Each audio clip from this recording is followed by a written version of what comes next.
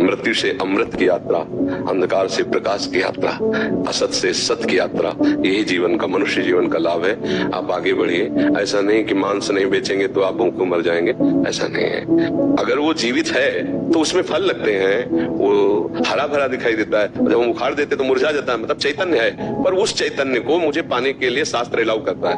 मैं ये कह रहे हैं कि अभी जैसे पहले वो मांसाहारी रेस्टोरेंट था, अभी वो शाकाहारी कर रहे हैं, उसमें मैं उसका स्थान पवित्र कैसे करूं? मतलब पहले तो वहां बन चुका है, तो फिर किन किन चीजों में सुधार करूं? कैसे करूं? हाँ, बिल्कुल ठीक बात है। पवित्र भोजन, स्वादिष्ट भोजन, अच्छा भोजन, स्वास्थ्यवर्धक, पैसा भले 10 रुपए ज्यादा रख लो, तो भगवान कृपा करते हैं, उससे भगवान कृपा करते हैं।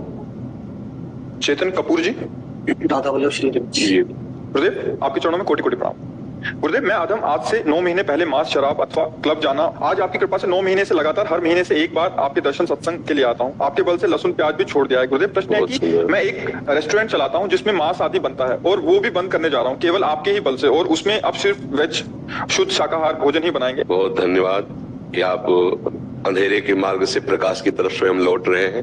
बहुत धन्यवाद, क्योंकि प्याज लहसुन तक छोड़ने की बात आपने सोच ली। ये बहुत धन्यवाद कि आप अपने जीवन को प्रकाश की तरफ, अस्तोमा सद्गमय, तमसोमा ज्योतिर्गमय, मृत्युर्मा अमृतम गमय, मृत्यु से अमृत की यात्रा, अंधकार से प्रकाश की यात्रा, असत से सत की यात्रा, यही जीवन का, मनुष्य जीवन का लाभ है।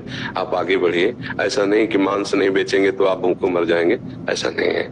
आप सत मार्ग में चलेंगे तो मान सकते हैं कि जो सांसारिकताएं हैं वो आप में कम होंगी, लेकिन आप में सद्गुण ज्यादा होंगे, आप में शांति ज्यादा होगी, आप में संतोष ज्यादा होगा। सबसे बड़ा दरिद्र कौन? जिसकी जितनी बड़ी वासना उतना बड़ा दरिद्र। सबसे ज्यादा धनी कौन? जो संतोष धन से युक्त है और नाम जप करता हुआ। अगर 4 रोटी और नमक खा करके संतुष्ट हो तो आपसे बड़ा कोई धनी नहीं है। अगर लाखों करोड़ों अरबों की वासना है तो इससे बड़ा दरिद्र क्या है? कभी इसकी पूर्ति होती है क्या? 100 से 1000, 1000 से 10,000, 10,000 से लाख, लाख से करोड़, करोड़ से अरब, अरब से खरब, भारत का नंबर 1, फिर विश्व का नंबर 1, ये चलता रहता है मन में। वो दरिद्र ही, वो कभी तृप्त नहीं हो सकता। तो बहुत अच्छा है कि आप कदम उल्टे वापस ले आए, नहीं तो जो मार्ग है वो नर्क की तरफ जा रहा था। बहुत कष्टप्रद मार्ग है, बहुत कष्ट मिलने वाला मार्ग है, क्योंकि महापाप होते रहते ना, परिस्त्रीगमन महापाप, मदिरापान महापाप, मांस भक्षण महापाप। देखो, जितना हमको अपना मानव देह प्रिय है उतना हर जीव को अपना देह प्रिय है, और उन जीवों की हत्या कर कर उनके शरीर से अपना भरण। हम कोई पशु थोड़ी, जैसे हिंसक पशु सिंह है, वो जब शिकार करता है, भेड़िया है, हाइना है, ये जब शिकार करते हैं तो इनको पाप नहीं लगता, क्योंकि इनके लिए वही आहार बनाया गया है। जैसे हम मूली, गाजर, तरबूज ये सब पाते तो हमारे लिए पाप नहीं लगता। क्या उसमें जीव नहीं? क्या है? आप देखो, उसके पेड़ को उखाड़ के देखो, सूख जाएगा। अगर वो जीवित है तो उसमें फल लगते हैं, वो हरा भरा दिखाई देता है। जब हम उखाड़ देते तो मुरझा जाता है, मतलब चैतन्य है, पर उस चैतन्य को मुझे पाने के लिए शास्त्र अलाउ करता है कि आप अन्न पा सकते हैं, आप फल पा सकते हैं, आप मेवा पा सकते हैं, आप अमुक चीजें पा सकते हैं। मनुष्य के लिए पशुओं का मांस भक्षण करने का आदेश नहीं, उसके अलग है। जैसे सिंह घास नहीं खा सकता, कभी सेव संतरा नहीं खाएगा, वो मांस भक्षण उसको प्रिय है, क्योंकि उसके स्वभाव में रखा गया है। वो जबरदस्ती बलात् पशुओं को मारकर खाना उसका एक व्यसन है, उसका जीवन है। मनुष्य का ऐसा नहीं। अब जैसे छोटे छोटे पशु पक्षियों को लोग ऐसे, बहुत निंदनीय है, जिंदा पशुओं को भून करके लोग खाते हैं, फिर उनको काल भूंजता है। कैसा? बड़ी गाड़ियों में, मर्सिडीज गाड़ियों में भूंजता है वो, एसी लगी हुई, फिल्मी गाना बज रहे और गाड़ी में जा रहे हैं, और एक्सीडेंट हुआ, आग लग गई, उसी में निकल ही नहीं पाए, उसी में भून गए। ये कैसे भुने? उनका परिणाम किसी कर्म के परिणाम से आया हुआ है। वो कर्म जब आप देखते हैं, वो जीव चिल्ला रहा है, उसका मुंह बंधा, उसके पैर बंधे, और ऐसे हिलगा कर थोड़ी थोड़ी आंच में उसे जला के पका रहे हैं स्वाद लेने के लिए। तो तुमको हाथ पैर बांधने की जरूरत नहीं पड़ेगी, तुमको ऐसी जगह जलाएंगे जहां कोई बचाने वाला भी नहीं मिलेगा। वो परमात्मा हर एक जीव को अपने कर्म के अनुसार दंड देता है। तो ये तो कहो आप लौट पड़े, तो अब जब नाम जप करोगे और लौट पड़े तो भगवान कहते हैं, अहम तो हम सर्व पापेभ्यो मोक्षयिष्यामि मा शुचा, मैं तुम्हें समस्त पापों से मुक्त कर दूंगा। तो पहली बात, हम तुम्हें धन्यवाद देते हैं कि आप सतमार्ग की तरफ चलने लगे। अब आप जानना क्या चाहते हैं? ये कह रहे हैं कि अभी जैसे पहले वो मांसाहारी रेस्टोरेंट था, अभी वो शाकाहारी कर रहे हैं, उसमें मैं उसका स्थान पवित्र कैसे करूं? मतलब पहले तो वहां बन चुका है, तो फिर किन किन चीजों में सुधार करूं?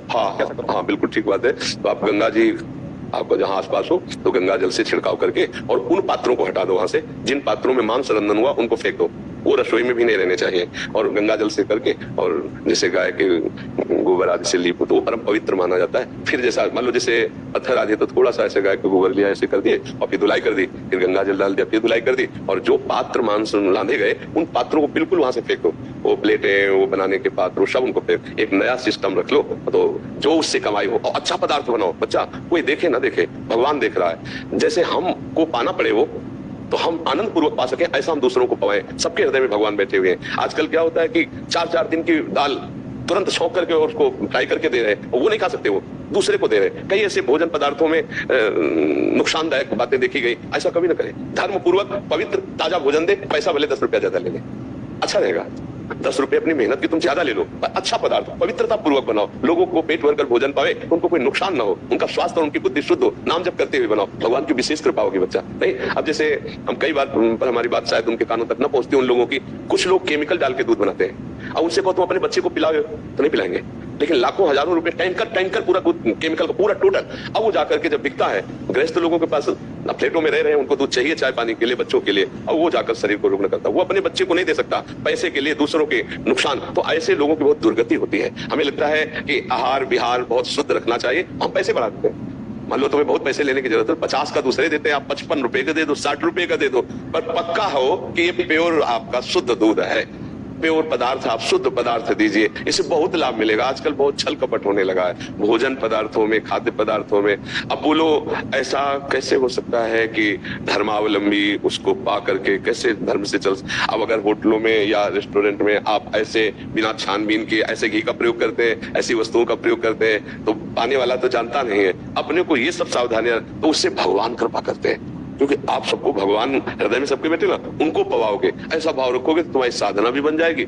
और पक्का लक्ष्मी जी स्थायी उसी के घर में टिकती है जिसके यहाँ पवित्रता और धर्म होता है। ये जितना धर्म करने वाले हैं सब ऐसे हाइलोजन की तरह जलते जरूर है, लेकिन फ्यूज भी बहुत जल्दी हो जाते हैं। और भले दीपक की तरह जलो, बराबर कुल परंपरागत प्रकाशित रहो, ऐसे धर्म से चला जाता है। ठीक है ना।